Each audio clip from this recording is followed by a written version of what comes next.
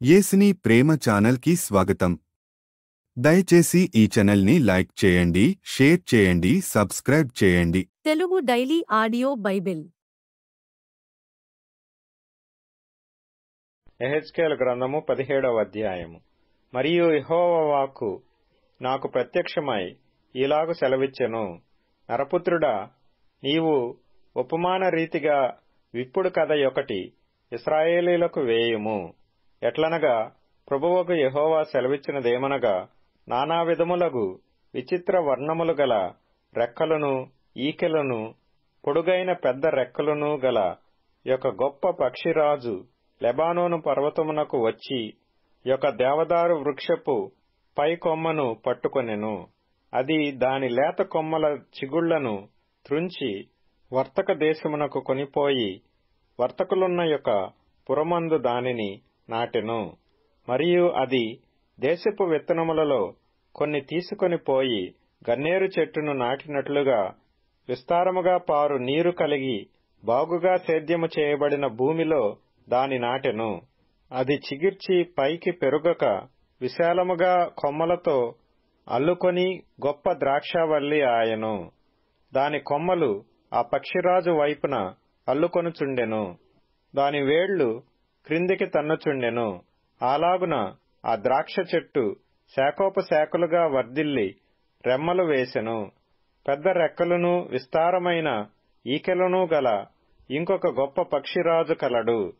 ఆ చెట్టు శాఖలను బాగుగా పెంచి బహుగా ఫలించు మంచి ద్రాక్షావల్లి ఎగునట్లుగా అది విస్తార జలములు గల మంచి భూమిలో నాటబడి ఉండినను, ఆ పక్షిరాజు తనకు నీరు కట్టవలనని తన పాదుల కాలువలో నుండి అది ఆ పక్షి తట్టు తన వేళ్లను త్రిప్పి తన శాఖలను విడిచెను. కావున నీవీలాగు ప్రకటింపుము, ప్రభువగు యెహోవా సెలవిచ్చినదేమనగా, అట్టి ద్రాక్షావల్లి వృద్ధినందున అది ఎండిపోవునట్లు జనులు దాని వేళ్లను పెరికి దాని పండ్లు కోసివేతురు. దాని చిగుళ్లు ఎండిపోగా ఎంతమంది సేద్యగాండ్రు ఎంత కాపు చేసినను దాని వేళ్లు ఇక చిగురింపవు. అది నాటబడినను వృద్ధి పొందునా, తూర్పుగాలి దాని మీద విసరగా అది బొత్తిగా ఎండిపోవును. అది నాటబడిన పాదిలోనే ఎండిపోవును. మరియు యెహోవా వాక్కు నాకు ప్రత్యక్షమై ఈలాగ సెలవిచ్చెను, తిరుగుబాటు చేయు వీరితో ఇట్లనుము, ఈ మాటల భావము మీకు తెలియదా?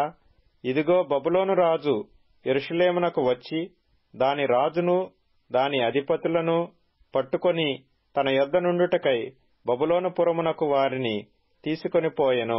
మరియు అతడు రాజసంతతిలో ఒకని నేర్పరిచి ఆ రాజ్యము క్షీణించి తిరుగుబాటు చేయలేక యుండునట్లును తాను చేయించిన నిబంధనను ఆ రాజు గైకొనుట వలన అది నిలిచియుండునట్లును అతనితో నిబంధన చేసి అతని చేత ప్రమాణము చేయించి దేశములోని పరాక్రమవంతులను తీసుకొని పోయెను. అయితే అతడు తనకు గుర్రములను గొప్ప సైన్యమునిచ్చి సహాయము చేయవలనని ఎడుగటకై ఐగుప్తు దేశమునకు రాయబారులను పంపి బబులోను రాజు మీద తిరుగుబాటు చేసెను. అతడు వర్ధిల్లునా?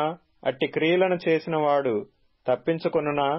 నిబంధనను భంగము చేసిన గనుక తప్పించుకొనడు. ఎవనికి తాను ప్రమాణము చేసి దాని నిర్లక్ష్య పెట్టెనో, ఎవనితో తాను చేసిన నిబంధనను అతడు భంగము చేసెనో, ఎవడు తన్ను రాజుగా నియమించెనో ఆ రాజునొద్దనే బబులోను పురములోనే అతడు మృతి నొందునని నా జీవముతోడు ప్రమాణము చేయుచున్నాను. ఇదే ప్రభువైన యెహోవా వాక్కు. యుద్ధము జరుగగా అనేక జనులను నిర్మూలము చేయవలనని కల్దీయులు దెబ్బలు వేసి బురుజులు కట్టిన సమయమున ఫరో ఎంత బలము ఎంత సమూహము కలిగి బయలుదేరినను అతడు ఆ రాజునకు సహాయము ఎంతమాత్రమూ చేయజాలడు. తన ప్రమాణము నిర్లక్ష్యపెట్టి తాను చేసిన నిబంధనను భంగము చేసెను. తన చెయ్యి ఇచ్చియు ఇట్టి కార్యములను అతడు చేసెనే. అతడు ఎంతమాత్రమునూ తప్పించుకొనడు. ఇందుకు ప్రభువైన యెహోవా ఈలాగున సెలవిచ్చుచున్నాడు, అతడు నిర్లక్ష్యపెట్టిన ప్రమాణము నేను చేయించినది గదా, అతడు రద్దుపరిచిన నిబంధన నేను చేసినదే గదా. నా జీవము తోడు ఆ దోషశిక్ష అతని మీదనే మోపుదును. అతని పట్టుకొనుటకై నేను వలనొగ్గి అతని చిక్కించుకొని బబులోను పురమునకు అతని తీసుకొని పోయి నా మీద అతడు చేసియున్న విశ్వాసఘాతుకమును బట్టి అక్కడనే అతనితో వ్యాజ్యమాడుదును. మరియు యెహోవానగు నేనే ఈ మాట సెలవిచ్చితిని. మీరు తెలుసుకొనున్నట్లు అతని దండువారిలో తప్పించుకొని పారిపోయిన వారందరూ ఖడ్గము చేత కూలుదురు. శేషించిన వారు నలుదిక్కులా చెదరిపోవుదురు. మరియు ప్రభువైన యెహోవా ఈ మాట సెలవిచ్చుచున్నాడు. ఎత్తైన దేవదారు వృక్షపు పై కొమ్మ ఒకటి నేను తీసి దాని నాటుదును. పైగానున్న దాని శాఖలలో లేత దాని త్రుంచి అత్యున్నత పర్వతము మీద దాని నాటుదును. ఇశ్రాయేలు దేశములోని ఎత్తుగల పర్వతము మీద నేను దానిని నాటగా అది శాఖలు విడిచి బహుగా ఫలించు శ్రేష్టమైన దేవదారు చెట్టగును. సకల జాతుల పక్షులను దానిలో గూళ్లు కట్టుకొనును. దాని కొమ్మల నీడను అవి దాగును. మరియు యెహోవానగు నేనే ఘనమైన చెట్టును నీచమైనదిగాను, నీచమైన చెట్టును ఘనమైనదిగాను చేయువాడననియు, పచ్చని చెట్టు ఎండిపోవునట్లును, ఎండిన చెట్టు వికసించునట్లును చేయువాడననియు భూమియందుండు సకలమైన చెట్లకు తెలియబడును. యెహోవానగు నేను ఈ మాట సెలవిచ్చితిని. నేనే దాని నెరవేర్చెదను. యెహెజ్కేలు గ్రంథము 18వ అధ్యాయము. మరలా యెహోవా వాక్కు నాకు ప్రత్యక్షమై ఇలాగు సెలవిచ్చెను. తండ్రులు ద్రాక్షకాయలు తినగా పిల్లల పళ్ళు పులిసినని మీరు చెప్పుచూ వచ్చెదరే. ఇశ్రాయేలీల దేశమును గూర్చి ఈ సామెత మీరెందుకు పలికెదరు? నా జీవము తోడు ఈ సామెత ఇశ్రాయేలీలలో మీరిక పలుకరు. ఇదే ప్రభువైన యెహోవా వాక్కు. మనుషులందరూ నా వశములో ఉన్నారు. తండ్రులేమి కుమారులేమి అందరూ నా వశములో ఉన్నారు. పాపము చేయువాడెవడో వాడే మరణము నొందును. ఒకడు నీతిపరుడై నీతి న్యాయములను అనుసరించువాడై యుండి పర్వతముల మీద భోజనము చేయకయు, ఇశ్రాయేలీలు పెట్టుకొనిన విగ్రహముల తట్టు చూడకయు, తన పొరుగువాని భార్యను చెరపకయు, బహిష్టయైన దానిని కూడకయు, ఎవనినైనను బాధ పెట్టకయు, రుణస్థునికి అతని తాకట్టును చెల్లించి బలాత్కారము చేత ఎవనికైనను నష్టము కలుగజేయకయు నుండువాడై, ఆకలి గలవానికి ఆహారమిచ్చి, దిగంబరికి బట్ట ఇచ్చి, వడ్డీకి అప్పియ్యకయు, లాభము చేపట్టకయు, అన్యాయము చేయకయు, నిష్పక్షపాతముగా న్యాయము తీర్చి యథార్థపరుడై నా కట్టడలను గైకొనుచు నా విధులననుసరించుచుండిన ఎడల వాడే నిర్దోషియగును. నిజముగా వాడు బ్రతుకును. ఇదే ప్రభువైన యెహోవా వాక్కు. అయితే ఆ నీతిపరునికి కుమారుడు పుట్టగా వాడు బలాత్కారము చేయువాడై ప్రాణహానికరుడై చేయరాని క్రియలలో దేనినైనను చేసి చేయవలసిన మంచి క్రియలలో దేనినైనను చేయక యుండిన ఎడల, అనగా పర్వతముల మీద భోజనము చేయుటయు, తన పొరుగువాని భార్యను చెరుపుటయు, దీనులను దరిద్రులను బాధపెట్టి బలాత్కారము చేత నష్టము కలుగజేయుటయు, తాకట్టు చెల్లింపకపోవుటయు, విగ్రహముల తట్టు చూచి హేయకృత్యములు జరిగించుటయు, అప్పిచ్చి వడ్డీ పుచ్చుకొనుటయు, లాభము చేపట్టుటయు, ఈ మొదలగు క్రియలు చేసిన ఎడల వాడు బ్రతుకునా? బ్రతుకడు. ఈ హేయక్రియలన్నీ చేసెను గనుక అవశ్యముగా వానికి మరణశిక్ష విధింపబడును. వాడు తన ప్రాణమునకు తానే ఉత్తరవాదియగును. అయితే అతనికి కుమారుడు పుట్టగా ఆ కుమారుడు తన తండ్రి చేసిన పాపములన్నిటినీ చూచి ఆలోచించుకొని అట్టి క్రియలు చేయకయుండిన ఎడల, అనగా పర్వతముల మీద భోజనము చేయకయు, ఇశ్రాయేలీలు పెట్టుకొనిన విగ్రహముల తట్టు చూడకయు, తన పొరుగువాని భార్యను చెరపకయు, ఎవనినైనను బాధ పెట్టకయు, తాకట్టు ఉంచుకొనకయు, బలాత్కారము చేత నష్టపరచకయు, ఆకలి గలవానికి ఆహారమిచ్చి, దిగంబరికి బట్ట ఇచ్చి, బీదవాని మీద అన్యాయముగా చెయ్యి వేయక, లాభము కొరకు అప్పియ్యకయు, వడ్డీ పుచ్చుకొనకయు నుండిన వాడై నా విధులనాచరించుచు నా కట్టడలననుసరించుచు నుండిన ఎడల, అతడు తన తండ్రి చేసిన దోషమును బట్టి చావడు. అతడు అవశ్యముగా బ్రతుకును. అతని తండ్రి క్రూరుడై పరులను బాధపెట్టి బలాత్కారము చేత తన సహోదరులను నష్టపరచి తన జనులలో తగని క్రియలు చేసెను గనుక అతడే తన దోషమును బట్టి మరణము నొందును. అయితే మీరు కుమారుడు తన తండ్రి యొక్క దోష శిక్షను ఏలమోయట లేదని చెప్పుకొనుచున్నారు. కుమారుడు నీతి న్యాయములను అనుసరించి నా కట్టడలన్నిటినీ అనుసరించి గైకొనెను గనుక అతడు అవశ్యముగా బ్రతుకును. పాపము చేయువాడే మరణము నొందును. తండ్రి యొక్క దోష శిక్షను కుమారుడు మోయట లేదని కుమారుని దోష శిక్షను తండ్రి మోయడు. నీతిపరుని నీతి ఆ నీతిపరునికే చెందును. దుష్టుని దుష్టత్వము ఆ దుష్టునికే చెందును.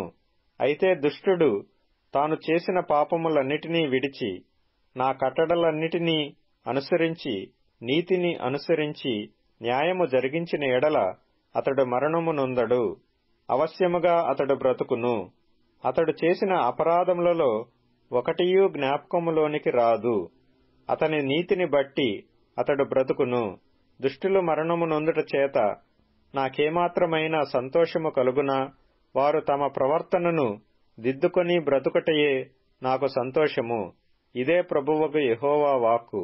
అయితే నీతిపరుడు తన నీతిని విడిచి పాపము చేసి దుష్టులు చేయు హేయక్రియలన్నిటి ప్రకారము జరిగించిన ఎడల అతడు బ్రతుకునా? అతడు చేసిన నీతి కార్యములు ఏమాత్రమును జ్ఞాపకములోనికి రావు. అతడు విశ్వాసఘాతకుడై చేసిన పాపమును బట్టి మరణము నొందును. అయితే యెహోవా మార్గము న్యాయము కాదని మీరు చెప్పుచున్నారు. ఇశ్రాయేలీయులారా, నా మాట ఆలకించుడి. నా మార్గము న్యాయమే, మీ మార్గమే గదా అన్యాయమైనది. నీతిపరుడు తన నీతిని విడిచి పాపము చేసిన ఎడల అతడు దానిని బట్టి మరణము నొందును. తాను పాపము చేయుటను బట్టియే గదా అతడు మరణము నొందును. మరియు దుష్టుడు తాను చేయుచూ వచ్చిన దుష్టత్వము నుండి మరలి నీతి న్యాయములను జరిగించిన ఎడల తన ప్రాణము రక్షించుకొనును. అతడు ఆలోచించుకొని తాను చేయుచూ వచ్చిన అతిక్రమ క్రియలన్నిటినీ చేయక మానెను గనుక అతడు మరణము నొందక అవశ్యముగా బ్రతుకును. అయితే ఇశ్రాయేలీలు యెహోవా మార్గము న్యాయము కాదని చెప్పుచున్నారు. ఇశ్రాయేలీలారా, నా మార్గము న్యాయమే గాని మీ మార్గము న్యాయము కాదు. కాబట్టి ఇశ్రాయేలీలారా, ఎవని ప్రవర్తనను బట్టి వానికి శిక్ష విధింతును. మనస్సు త్రిప్పుకొని మీ అక్రమములు మీకు శిక్షా కారణములు కాకుండునట్లు వాటినన్నిటినీ విడిచిపెట్టుడి. మీరు జరిగించిన అక్రమ క్రియలన్నిటినీ విడిచి నూతన హృదయమును నూతన బుద్ధియు తెచ్చుకొనుడి. ఇశ్రాయేలీలారా, మీరెందుకు మరణము నొందుదురు? ఇదే ప్రభువకు యెహోవా వాక్కు. మరణము నొందువాడు మరణము నొందుటను బట్టి నేను సంతోషించువాడను కాను. కావున మీరు మనస్సు త్రిప్పుకొనుడి, అప్పుడు మీరు బ్రతుకుదురు. ఇదే ప్రభువకు యెహోవా వాక్కు. యెహెజ్కేలు గ్రంథము 19వ అధ్యాయము. మరియు నీవు ఇశ్రాయేలీయుల అధిపతులను గూర్చి ప్రలాప వాక్యమునెత్తి ఇట్లు ప్రకటింపుము. నీ తల్లి ఎటువంటిది? ఆడుసింహము వంటిది. ఆడుసింహముల మధ్య పండుకొనెను. కొదమసింహముల మధ్య తన పిల్లలను పెంచెను. వాటిలో ఒకదానిని అది పెంచగా అది కొదమసింహమై వేటాడ నేర్చుకొని మనుషులను భక్షించునదాయెను. అన్యజనులు దాని సంగతి విని తమ గోతిలో దాని చిక్కించుకొని దాని ముక్కునకు గాలము తగిలించి ఐగుప్తు దేశమునకు దాని తీసుకొని పోయిరి. తల్లి దాని కనిపెట్టి తన ఆశ భంగమాయెనని తెలుసుకొని తన పిల్లలలో మరియొక దాని చేపట్టి దాని పెంచి కొదమసింహముగా చేసెను. ఇదియు కొదమసింహమై కొదమసింహములతో కూడా తిరుగులాడి వేటాడ నేర్చుకొని మనుషులను భక్షించునదై వారి నగరులను అవమానపరచి వారి పట్టణములను పాడు చేసెను. దాని గర్జన ధ్వనికి దేశమును అందులోనున్న సమస్తమును పాడాయెను. నలుదిక్కుల దేశపు జనులందరూ దాని పట్టుకొనుటకు పొంచియుండి ఉరినొగ్గగా అది వారి గోతిలో చిక్కెను. అప్పుడు వారు దాని ముక్కునకు గాలము తగిలించి దానిని బోనులో పెట్టి బబులోను రాజునొద్దకు తీసుకొని పోయి అతనికి అప్పగించిరి. దాని గర్జనము ఇశ్రాయేలీల పర్వతముల మీద ఎన్నటికినీ వినబడకుండునట్లు వారు దానిని గట్టి స్థలమందుంచిరి. మరియు నీకు క్షేమము కలిగియుండగా నీ తల్లి ఫలభరితమై తీగలతో నిండియుండి విస్తారమైన జలముల దగ్గర నాటబడిన ద్రాక్షావల్లి వలె నుండెను. భూపతులకు దండములైనట్టి గట్టి చువ్వలు దానికి కలిగియుండెను. అది మేఘములనంటునంతగా పెరిగెను. విస్తారమైన దాని కొమ్మలు బహు ఎత్తుగా కనబడెను. అయితే బహు రౌద్రము చేత అది పెరికివేయబడినదై నేలమీద పడవేయబడెను. తూర్పుగాలి విసరగా దాని పండ్లు వాడెను. మరియు దాని గట్టి చువ్వలు తెగి వాడిపోయి అగ్నిచేత కాల్చబడెను. ఇప్పుడు అది అరణ్యములో మిక్కిలి ఎండిపోయి నిర్జల స్థలములలో నాటబడియున్నది. మరియు దాని కొమ్మల చువ్వలలో నుండి అగ్ని బయలుదేరుచు దాని పండ్లను దహించుచున్నది గనుక రాజదండమునకు తగిన గట్టి చువ్వ ఒకటియు విడువబడలేదు. ఇదియే ప్రలాప వాక్యము. ఇదియే ప్రలాపమునకు కారణమగును. ప్రేమ నిలువరముగా ఉండనీయుడి, ఆదిత్యము చేయ మరవకుడి. దానివలన కొందరు ఎరుగకయే దేవదూతలకు ఆదిత్యము చేసిరి. మీరును వారితో కూడా బంధింపబడినట్టు బంధకములో నున్న వారిని జ్ఞాపకము చేసుకొనుడి. మీరును శరీరముతో ఉన్నారు కనుక కష్టములననుభవించుచున్న వారిని జ్ఞాపకము చేసుకొనుడి. వివాహము అన్ని విషయములలో ఘనమైనదిగాను పానుపు నిష్కలమైనదిగాను ఉండవలెను. వేశ్యాసంగులకును వ్యభిచారులకును దేవుడు తీర్పు తీర్చును. ధనాపేక్ష లేనివారై మీకు కలిగిన వాటితో తృప్తి పొందియుండుడి. నిన్ను ఏమాత్రమును విడువను, నిన్ను ఎన్నడును ఎడబాయను అని ఆయనయే చెప్పెను గదా. కాబట్టి ప్రభువు నాకు సహాయుడు, నేను భయపడను, నరమాత్రుడు నాకేమి చేయగలడు అని మంచి ధైర్యముతో చెప్పగలవారమైయున్నాము. మీకు దేవుని వాక్యము బోధించి మీ పైని నాయకులుగా ఉన్నవారిని జ్ఞాపకము చేసుకుని వారి ప్రవర్తన ఫలమును శ్రద్ధగా తలంచుకొనుచు వారి విశ్వాసమును అనుసరించుడి. యేసుక్రీస్తు నిన్న నేడు ఒక్కటే రీతిగా ఉన్నాడు. అవును, యుగయుగములకును ఒక్కటే రీతిగా ఉండును. నానా విధములైన అన్య బోధల చేత త్రిప్పబడకుడి. భోజన పదార్థములను బట్టి కాక కృపను బట్టియే హృదయము స్థిరపరచుకొనుట మంచిది. భోజనములను బట్టి ప్రవర్తించిన వారికి ఏమీయు ప్రయోజనము కలగలేదు. మనకొక బలిపీఠమున్నది, దాని సంబంధమైన వాటిని తినుటకు గుడారములో సేవ చేయువారికి అధికారము లేదు. వేటి రక్తము పాప పరిహారార్థముగా పరిశుద్ధ స్థలములోనికి ప్రధాన యాజకుని చేత తేబడునో ఆ జంతువుల కళేబరములు శిబిరమునకు వెలుపట దహింపబడును. కావున యేసు కూడా తన స్వరక్తము చేత ప్రజలను పరిశుద్ధపరచుటకై గవిని వెలుపట శ్రమ పొందెను. కాబట్టి మనమాయన నిందను భరించుచు శిబిరము వెలుపలికి ఆయన యుద్ధకు వెళుదము. నిలవరమైన పట్టణము మనకిక్కడ లేదు గాని ఉండబోవుచున్న దాని కోసము ఎదిరి చూచుచున్నాము. కాబట్టి ఆయన ద్వారా మనము దేవునికి ఎల్లప్పుడూ స్తుతియాగము చేయుదము. అనగా ఆయన నామమందు ఒప్పుకొనుచు జిహ్వా ఫలము అర్పించుదము. ఉపకారమును ధర్మమును చేయ మరచిపోకుడి. అట్టి యాగములు దేవునికిష్టమైనవి. మీ పైని నాయకులుగా ఉన్నవారు లెక్క ఒప్పచెప్పవలసిన వారి వలె మీ ఆత్మలను కాయుచున్నారు.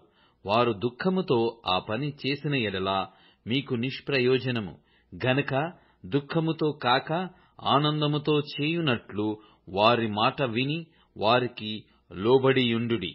మా నిమిత్తము ప్రార్థన చేయుడి. మేమన్ని విషయములలోనూ యోగ్యముగా ప్రవర్తింపగోరుచు మంచి మనస్సాక్షి కలిగియున్నామని నమ్ముకొనుచున్నాము. మరియు నేను మరి త్వరగా మీ యొద్దకు మరల వచ్చునట్లు ఇలాగు చేయవలెనని మరి ఎక్కువగా మిమ్మును బతిమాలుకొనుచున్నాను.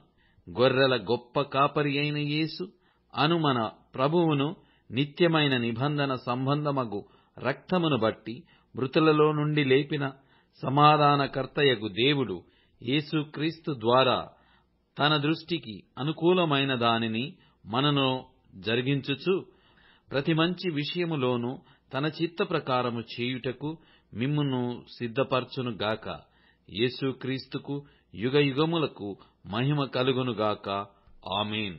సహోదరులారా, మీకు సంక్షేపముగా వ్రాసియున్నాను గనుక ఈ హెచ్చరిక మాటను సహించుడని మిమ్మును వేడుకొనుచున్నాను. మన సహోదరుడైన తిమోతికి విడుదల కలిగినదని తెలిసికొనుడి. అతడు శీఘ్రముగా వచ్చిన ఎడల అతనితో కూడా వచ్చి మిమ్మును చూచెదను. మా పైని నాయకులైన వారికందరికిని పరిశుద్ధులకందరికిని నా వందనములు చెప్పుడి. ఇటలీ వారు మీకు వందనములు చెప్పుచున్నారు. కృప మీ అందరికీ తోడైయుండునుగాక. ఆమేన్.